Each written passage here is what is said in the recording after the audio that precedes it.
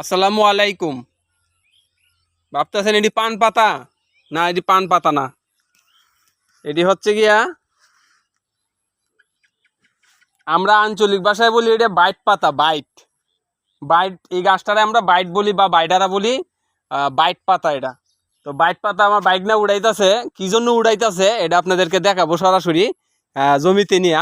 এইগুলাও যে কৃষকের কাজে লাগে, বুঝছেন? এই যে এইগুলাও যে কৃষক ব্যবহার করে বা কৃষকের কৃষি উপকরণ হিসেবে এটা ব্যবহৃত হয়, এটা আপনারা না দেখলে বুঝবেন না। আপনাদেরকে দেখাইতেছি, আমার সাথেই থাকুন, ভিডিওটা দেখতে থাকুন।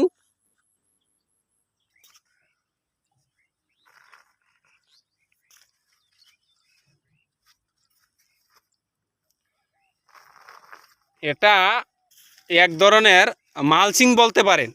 অর্থাৎ এইখানে কি রোপণ করছো বাইক না? শসা লাগাইছি। এখানে শশা রোপণ করছে। শশা বলতে কি, শশার বীজ রোপণ করছে এই জায়গায়। যে এই যে এখানে শশার বীজ রোপণ করছে। অর্থাৎ এখন বৃষ্টি হইতাছে, বৃষ্টি যেহেতু হইতাছে, বৃষ্টি পড়লে বীজের মধ্যে একটু সমস্যা, যার কারণে এরকম মালচিং এটা ধরা যায়। আমরা এটা লুকায়িত জ্ঞানের মাধ্যমে এটা মালচিংটা করতেছি। তো মালচিং করতেছি যে আপনাদেরকে আমি দেখাই। আরও দেখেন অনেক বড় জমিটা। এখন হচ্ছে আশ্বিন মাসের আজকে মনে হয় 3 তারিখ। তো আমরা যে মালচিংটা করতেছি, অনেকেই মালচিং করে হচ্ছে পলি দিয়া বা মালচিং পেপার দিয়া। তো আমরা এটা সাধারণ মালচিং করতেছি। অর্থাৎ এটা করলাম পাতা দিয়া, গাছের পাতা দিয়া। এই দেখেন ভিতরে মাটি কিন্তু একবারে শুকনা। এই দেখেন ভিতরে মাটিটা কিন্তু শুকনা।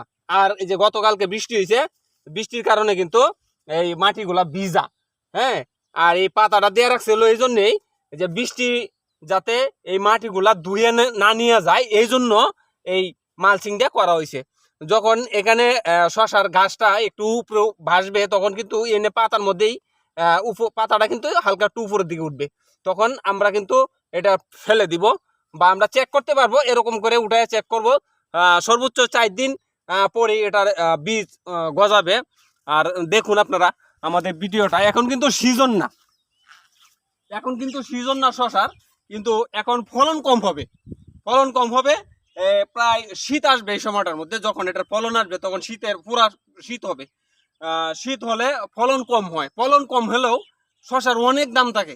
যদি অর্ধেক ফলন হয়, মনে করেন যে 4 গুণ দাম পাওয়া যায় এই এখন বর্তমানে চাইতে, শীত সিজনে আর কি। তো আমরা চেষ্টা করতেছি যাতে সিজন ছাড়াও কিছু করা যায় সাধারণভাবে, বৈজ্ঞানিক উপায়ে না, আমরা সাধারণভাবে করতেছি। তো আমার ভিডিওগুলা যারা যারা দেখেন, সকলের প্রতি আমি কৃতজ্ঞতা প্রকাশ করি আর সকলকেই ধন্যবাদ জানাই।